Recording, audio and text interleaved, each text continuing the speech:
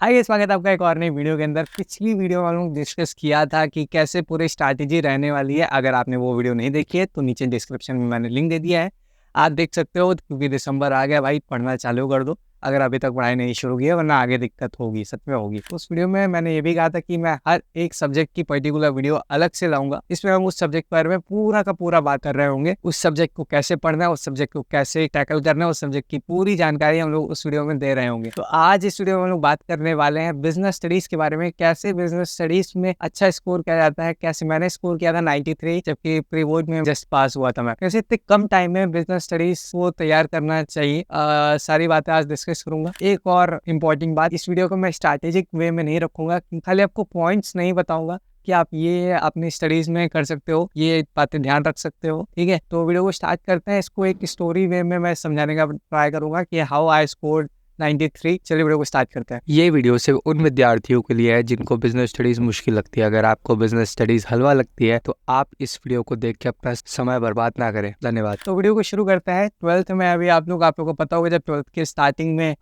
3 paper होते हैं, periodic 1, periodic 2 और हाफ ईयरली। इन तीनों सब्जेक्ट में बीएसटी में मैं फेल हो गया। ठीक है, वैसे आपको बता दूं, बीएसटी में बहुत ज़्यादा इंटरेस्ट था मेरे को बिजनेस स्टडीज में। बिजनेस की बहुत सारी बातें देखना सीखना पसंद था, लेकिन अब उसको पेपर में कैसे लिखें वो समझना है। तीनों में फेल हो गया। प्री बोर्ड में आया तो ऐसा था कि तीनों सब्जेक्ट में जब फेल, तीनों टेस्ट में जब फेल हुआ था, तो पीटीएम, तीनों टेस्ट में जब पीटीएम हुई थी तो तीनों पीटीएम में जो मेरे नेगेटिव रिजल्ट थे, तो टीचर से पापा को जो रिस्पॉन्स मिला था वो भी नेगेटिव मिला था। थोड़ी सी बात वही नेगेटिव सेंस में हुई थी कि ऐसे करेगा तो कैसे होगा, कैसे पास होगा, ये सब। वो तो जब टीचर से पापा को नेगेटिव रिस्पॉन्स मिला तो पापा ने मेरे को भी थोड़ा सा नेगेटिव रिस्पॉन्स दिया।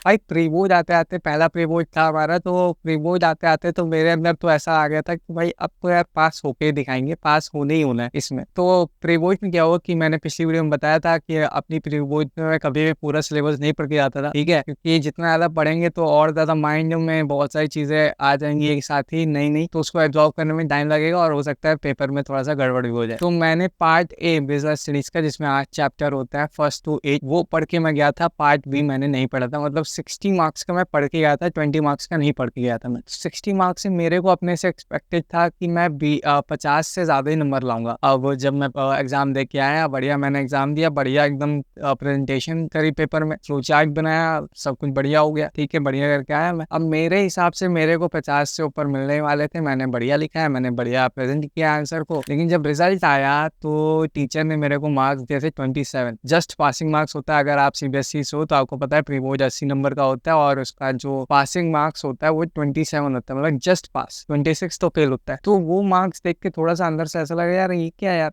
इतनी मेहनत ना रगड़ दिया मैंने बिजनेस स्टडीज के चक्कर में। और मैंने फिर ऐसा किया था, मेरे माइंड में ऐसा चलने लगा था कि बिजनेस स्टडीज ही पढ़ता रहूंगा, बिजनेस स्टडीज में पूरा एक अच्छे नंबर लेके आऊंगा। बाकी सबको थोड़ा सा एक ईयर पीछे ही लेके चल रहा था मैं, और पूरा फोकस मेरा बीएसटी पे था। लेकिन बीएसटी में ऐसे मार्क्स, तो थोड़ा सा ऐसा लगा था यार ये क्या है। लेकिन उस टाइम पे भी जो एक चीज हुई थी जिससे कि कॉन्फिडेंस मेरा डाउन नहीं हुआ था, वो ये था कि हमारी पूरी क्लास में जो हमारे सर थे, उन्होंने 2 बच्चों को उनकी कॉपी पे जो आंसर शीट होती है उस पर लिख के दिया था वेरी गुड प्रेजेंटेशन, क्योंकि उन्होंने अच्छा आंसर को प्रेजेंट किया था, फ्लो चार्ट बनाया था वगैरह वगैरह। तो पूरी क्लास में खाली 2 बच्चों को वो मिला था। एक मेरे को मिला था और एक मेरे दोस्त है गैया, उसको मिला था। गैया मतलब कि हम लोग उसको गैया बुलाते हैं, तो आप उसमें माइंड मत कीजिएगा। तो एक गैया को मिला, एक मेरे को मिला। तो इस बार क्या हुआ था, प्री बोर्ड में सारे सब्जेक्ट के पास था, सारे सब्जेक्ट में पास था। प्री बोर्ड में जब पीटीएम हुई तो अब इस बार पॉजिटिव रिस्पॉन्स आया सामने से, टीचर से पापा को। तो पापा ने कहा कि पापा ने मेरे को पॉजिटिव रिस्पॉन्स दिया जब पापा को पॉजिटिव रिस्पॉन्स सामने से मिला। तो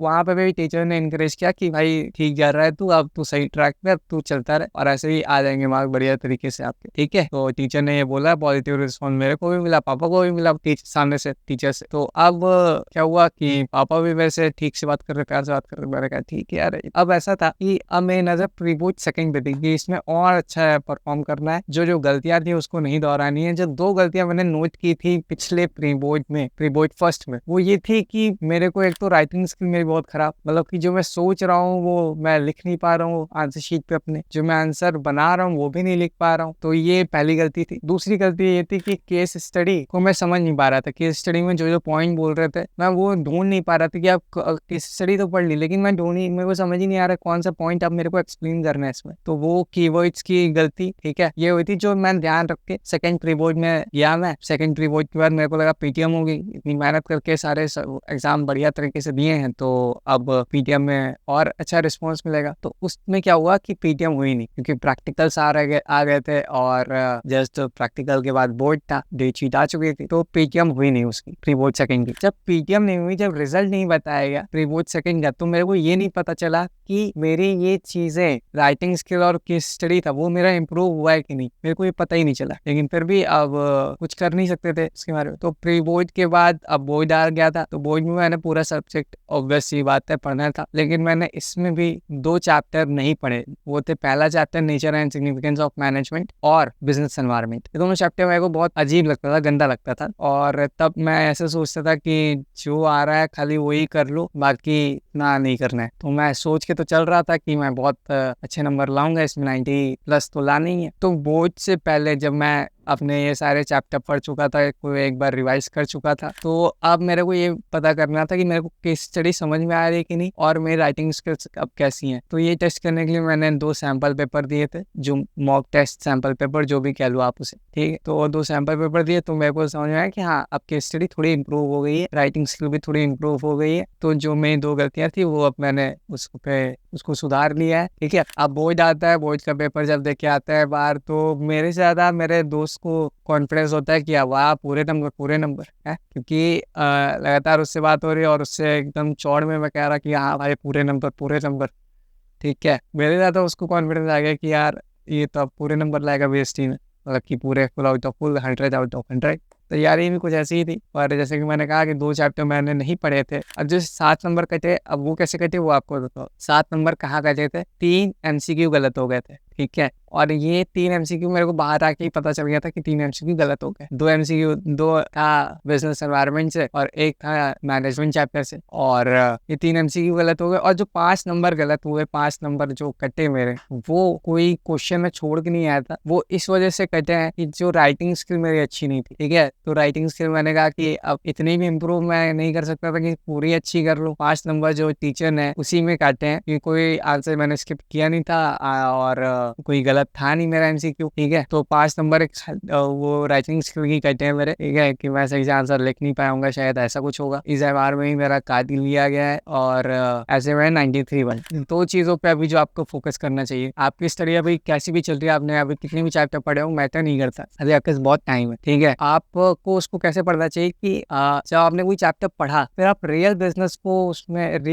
को भी देखो कि रियल बिजनेस ऐसे कैसे चल रहे हैं, ठीक है। बड़ी बड़ी कंपनीज है उनको देखो, उनमें क्या ये फॉलो होता है, ठीक है। तो वो सारी चीजें जब आप सीखोगे तो केस स्टडी आपकी वैसे ही बननी चालू हो जाएगी, ठीक है। और राइटिंग स्किल तो भैया मैंने पिछली वीडियो में बताया था कि राइटिंग स्किल पे ध्यान देना है, इज़ बार सुधारना है, सब कुछ आपको अपने हाथ से कर सकते हो। मेरी तो इतनी खास कुछ अभी भी राइटिंग स्किल है नहीं, ठीक है, लेकिन आपको अगर अच्छे नंबर लाने हैं तो आपको करना ही पड़ेगा, क्योंकि लिखने के मार्क्स मिलते हैं वहाँ पे, आपके दिमाग में कितने कॉन्सेप्ट क्लियर हैं उसके मार्क्स नहीं मिलते हैं आपके, ठीक है। और केस स्टडी और राइटिंग स्किल पे ध्यान देना है, सब कुछ हो जाएगा। 90+ तो आ ही जाएंगे बिजनेस स्टडीज में तुम्हारे, ठीक है। आई होप ये वीडियो आपको पसंद आया होगा, पसंद आया तो लाइक कीजिएगा, ठीक है। चैनल पे नए हो तो सब्सक्राइब कीजिएगा, फर्स्ट चैनल ही नया है तो सब्सक्राइब कर लीजिएगा। मिलता है फिर अगली वीडियो में किसी और सब्जेक्ट की बात करेंगे। बाय।